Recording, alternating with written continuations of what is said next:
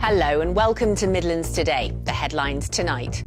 Campaigners call for the chief executive of the trust at the centre of the Shropshire baby death scandal to go. I wonder how realistic it is for change to come about in our local hospital trust, and I also wonder if it's time now for the chief executive to consider her position. We'll discuss where now for the NHS in Shropshire.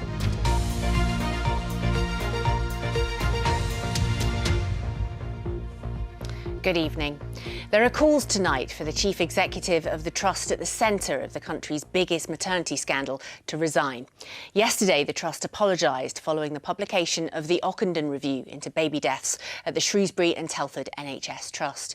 The report concluded that more than 200 babies and 9 mothers may have survived had they had better care.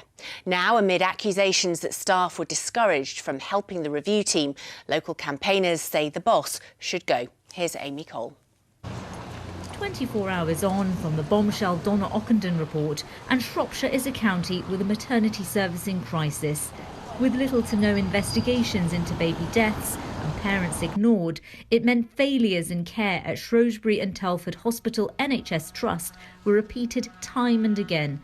24 hours on, and Jill George, chair of the Shropshire, Telford and Wrekin Defend Our NHS, is blunt in her analysis of the report. It's the only word I can think of to describe it is evil. But what happened there, you look at the sheer scale of it. For goodness sake, 201 babies died. Donna Ockenden, in her report, has made this extraordinary statement that childbirth at the moment is still not safe in England. What do you make of that? I know. And I think there are many reasons behind that. But if you underfund the NHS and if you underfund maternity care, you will not get safe, high-quality care. Today, the Health Secretary said he's determined to act on the report's recommendations. The government has accepted all the conclusions of the report, the recommendations, all 84 recommendations, to make sure this kind of thing never happens again. In Ludlow today, I came across Jane Taylor, who was looking after her grandson. A mother of 4, she had her youngest in 2000 at the Royal Shrewsbury Hospital and says it was a poor experience. I didn't see any of the midwives for when I got in there, and I was in there a number of hours. I knew he was coming, so I did press the emergency, and I finally did see a midwife. And she forgot I was there. Back with Jill, and she remarks on how Ockenden's report noted considerable numbers of staff were too frightened to speak out. Unless that culture of bullying and intimidation is also addressed, I wonder how realistic it is for change to come about in our local hospital trust. And I also wonder if it's time now for the chief executive to consider her position. So just to be absolutely clear, you're saying that the current chief executive, Louise Barnett, should resign? I think she should. So will she go? No, I believe as chief executive now, my job is to bring about change and ensure that we deliver high quality care to every woman in our community. Louise Barnett has been the Trust's chief executive since 2019, so hasn't presided over some of the original issues. Meanwhile, West Mercia Police, which launched an investigation in 2017, says it's continuing to explore whether there's evidence to prosecute the Trust or any individuals involved. Amy Cole, BBC Midlands Today, Shropshire. Well, Charlotte Cheshire gave birth to her son, Adam, at the Royal Shrewsbury Hospital in 2011. Adam contracted Group B streptococcus meningitis and was left with severe disabilities. His was one of the original 23 cases which prompted Donna Ockenden's damning report. Charlotte told me that being listened to was very important, but what happens next is actually more significant. It's got to go beyond being heard, as important as that is, and our stories being heard, to action being taken.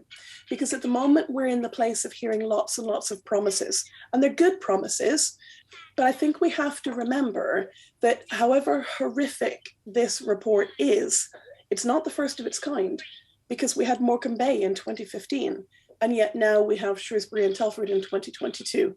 So as families, we really need to know that what Donna has said and her team in this report will be acted on so that future families just don't go through what we've gone through. There are people calling today for the chief executive of the hospitals to resign. She wasn't in charge at the time, but she has, presided for the last period where we are still hearing of issues come up. Is there action that you would like to see now immediately taken? In terms of the calls for resignation, I appreciate everyone will have a different view on that. From my perspective, I don't want that. And the reason I don't want that is that those who were in charge of the hospital almost seem to be like a revolving door for years.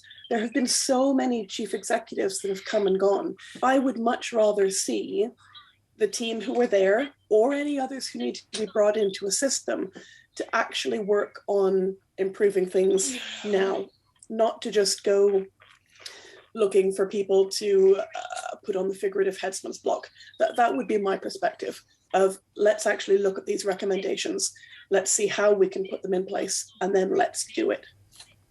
OK, well, that was Charlotte Cheshire speaking to me a little earlier today. Well, the impact of the Ockenden report is being felt right across the NHS. But of course, there is particular focus on whether the trust in Shropshire is on course to deliver on the promises of improvement that it's made. I'm joined now by our health correspondent, Michele Paduano. We heard a little bit there about accountability. We've heard calls for the chief executive to go as well, haven't we? We have, yes. In fact, only two midwives, Heather Lawton and Claire Roberts, have been struck off. The families are angry, and what they want, Peter Herring, who was a former chief executive, who wrote this in 2013, saying that there was no further investigation required into the Stanton Davies baby death. They're also unhappy with Andrew Tapp and Adam Gornall, who are seniors at the hospital. But the reality of this is it's actually quite difficult. There are prosecutions hoped for by the police, but we found previously in the case of baby Olivia Rowling, where they did get it to court, it's very difficult to prove it beyond all reasonable doubt. But the Health Secretary, Sajid Javid, says he's going to do everything in his powers to sort this out. Make sure we go after the people that were responsible. Of course, there were systemic failures and we must change systems, but there were also individual failures, and I want to make sure that we leave no stone unturned in finding the people that were responsible for this and making sure that they are held to account too. OK, that's Sajid Javid there. Clearly, there is widespread condemnation, but should there also be some sympathy for the staff who were working under huge pressure? There is, and there is in the report. There is a huge shortage nationally of midwives and doctors, and some of these people are working under intense pressure. And we found during the Mid-Staffordshire issue that there was a problem with people having a Dunkirk spirit, trying their hardest, and eventually just getting to the point where they couldn't care anymore. However, one expert from Coventry University today said that some of the things in the report really couldn't be condoned. It is about a shortage in numbers, and it is about increasing midwifery numbers and retaining the staff we get. But it's also about cultures in maternity services. One of the things I noticed was that there was a clique culture, a kind of them and us culture, and midwives being afraid to escalate concerns. Well, I think it's clear, isn't it, that, we've had the report, but there's still a lot of work to do. The trust is in some trouble. It's in real trouble. It's in a parlour state. Its emergency department is in real difficulty. Today, there was meant to be a criminal prosecution into 2 deaths, which has been postponed. There was a report also that showed that it has the second worst rate of support from its staff nationally, and there are calls for the trust actually to be split up in some quarters, which is something that the people of Shropshire really don't want. OK. Michele, thank you very much for that.